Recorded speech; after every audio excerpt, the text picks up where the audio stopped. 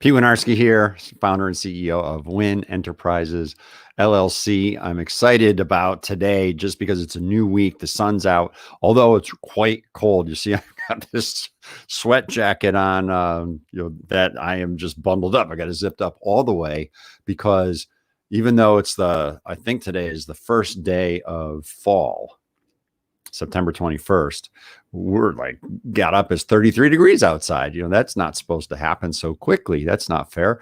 Man. So the changing of the seasons is really what this is about this time of year, and probably for your business as well, because here we are with so many changes that have happened in the last 6 months, right? Because COVID kind of took us out at the knees like that. Boom, chop tackle just knocked us over around March. And here we are in September. So mid-March is when all of a sudden everyone was sent home, stop going into the office, figure out how to be a virtual team, figure out how to work remotely. And it's hard to believe it's been 6 months. Remember, the conversation back then was like, oh, this is probably just a couple months, no big deal. Well, that wasn't true. Right. And I just had, to point out that, hey, especially for small businesses, the buyer behavior has shifted. Clearly for large companies too. Our consulting practice, all of the larger companies that we work with, they're doing things differently. They've totally, corporate kind of runs itself on this calendar for the fiscal year. And so this fiscal year, so if their fiscal year started in January and ends in December, or some of our clients, there's one that their fiscal year starts May 1st. So whatever it is for that company in the corporate world, the fiscal year this year is a mess. It's just upside down. It's a mess. And so the way that corporate handles these things is they totally clamp down. They clamp down on spending. They retract and get really conservative with the strategies that they want to land and kick off, and where do you want to go, and they just like pucker up. All right, they pucker up nice and tight, and then the new fiscal year starts, and all of a sudden it's like, okay, now let's go back to what we were doing a year ago, right? So that's that is happening, and of course that trickles into what happens in the smaller businesses. Well, smaller businesses are hit harder, as you know, and here we are now, with a lot of small companies in your local community trying to figure out, I love the restaurant analogy because it's what happens for a restaurant happens for all small businesses at the same time. And, here we are, small business restaurant owner, your doors are now open again. You've had some people inside and you've managed to get volume by opening the doors to outside. Well, if it's 33 degrees outside, you're not likely to have people sitting outside unless you've got a way to keep them warm. The only time when I eat outside when it's 33 degrees is when I'm skiing, and I'm bundled up, in my ski gear, and we take a break, at the top of the mountain or whatever, and grab a bite, and we may be outside in 33 degrees. Obviously, if you're skiing, it's 33 degrees. It's a warm day. Anyway, what's coming, right? What's coming? Who knows? Now, for you solopreneurs out there, this is still a challenging question. And I just had a conversation with a solopreneur who basically was asking this question, right? It's like, well, man, what do I do? And what direction should I go? Because I've got all of these things that I want to do. I have the impact that I want to make in the world. And I have this bigger vision of, the skill set that I have, the knowledge that I have of how I can take that out into the world. But that's kind of a longer play. And, the immediate play is, well, how do I get cash flowing in?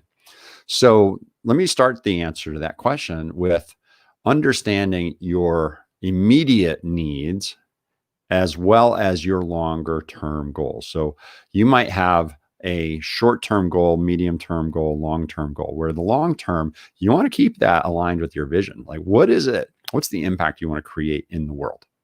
But in the meantime, if you have an immediate need that's been dictated a little bit by our current situation and what's going on, we're in a recession, we've got, COVID still, raging.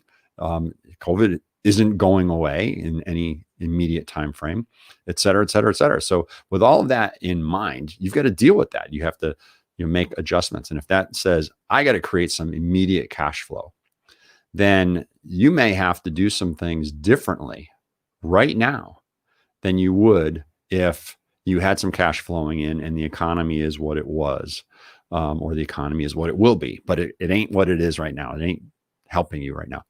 So with that in mind, I had one friend of mine years ago, this is probably like, oh goodness, more than 10 or 12 years ago, when my business, this is back when I was a one-person company, I was a solopreneur, that it was like, hey, things aren't, lining up very well. And I got this temporary dip. And his point was, you got to go find a way to get cash flowing. I don't care what it is. You got to earn $1, earn the first dollar, because the energy of money and the energy of flowing money, that first dollar creates a second one and a third one, et cetera. And obviously, you want to get lots of money flowing in, but you got to get the first, kind of close the first deal or get the first contract or whatever it is.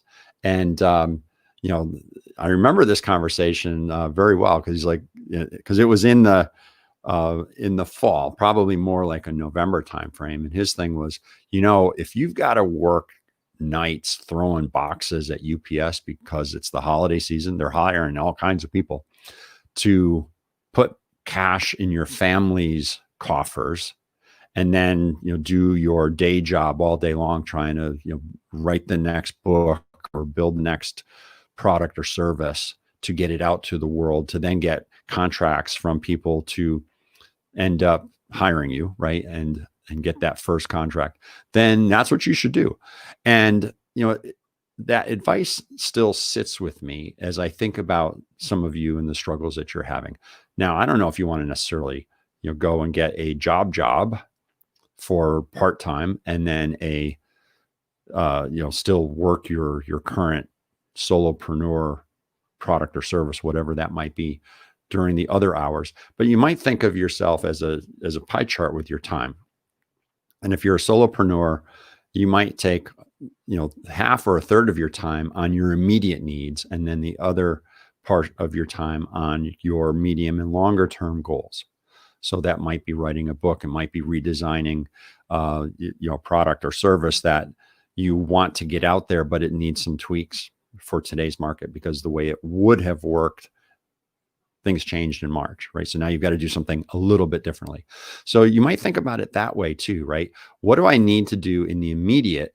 But don't go 100% of your available capacity on that, right? Go a fraction, 50% or even a third of your available time, to still have the majority of your time to do what it is that you're building. Part of that time might be picking up the phone and making pitches to people who might hire you, and might hire you as their advisor or consultant or service provider. Or you might even be making the pitch because it fits into your medium-term plan to actually join their team, to be an employee. And so for a solopreneur who wants to be entrepreneurial, that's a little bit contrary. I don't know, do I want to be an employee somewhere? You have to decide that. I can't tell you if it's a good idea or a bad idea. What I can tell you to do is look at your long-term goals. What's your vision? What are your immediate needs? And therefore, what are the medium-term goals? And can you satisfy your long-term while satisfying the immediate needs? Right. So with all of that in mind, no matter what you're pitching yourself as, let's just stay in the place of entrepreneur thinking, that you're pitching yourself as a contractor who's providing a product or service. You're an advisor or a consultant or whatever. Think in terms of them hiring you is an investment that they make, that you now have to provide a return on that investment. That's how we think, right? We make sure in our pitches to people, right, from Win Enterprises standpoint, that we are a return on their investment. We have a guarantee that their return will pay, will deliver, right? The ROI will deliver. We guarantee that. That's one of the things that we take, provide some level of certainty to make it easy for them to say yes, right? So think about some of these things. What is your return on investment that you're going to provide those people and companies that you're picking up the phone and calling and pitching and saying, hey, here's what I can do for you. Yes, there's a investment on your side, but here's what it's going to get you, and making sure that that matches up. So if you can tell that story in a way that people can land on and appreciate and say, yeah, I need that and I need that now. And it's a match for what we're doing right now. So if you understand your customers and your market, and you understand what their struggles are, and you understand how you can be an immediate solution for their current problems, then the conversation is going to go a lot easier than if it's like, yeah, I've got this idea and it's going to pay back, 5 or 10 years from now, it's going to be amazing. It's harder, right? It's harder to get a yes. So let's recap. Solopreneur, right? You're stuck. Your cash isn't flowing. You're wondering, what do I do right now? First, don't lose sight of your vision. Second, understand what are your immediate needs and figure out how to satisfy them. One of the ways to satisfy them is to start making pitches to more people, picking up the phone, making sure that you are aligning a solution to their problem with a return on investment that makes you desirable for them to hire you right now. And if you're courageous enough and confident enough in what it is you do, provide some sort of a guarantee. And let's see if we can get cash flowing for you. All right, great chatting today. Stay warm. I don't know why it's so cold, but it is. And here we go. Let's pick up. We got this sprint towards the end of the year. Let's make some stuff happen. Let's have fun doing it. Pete Winarski signing out. Take care.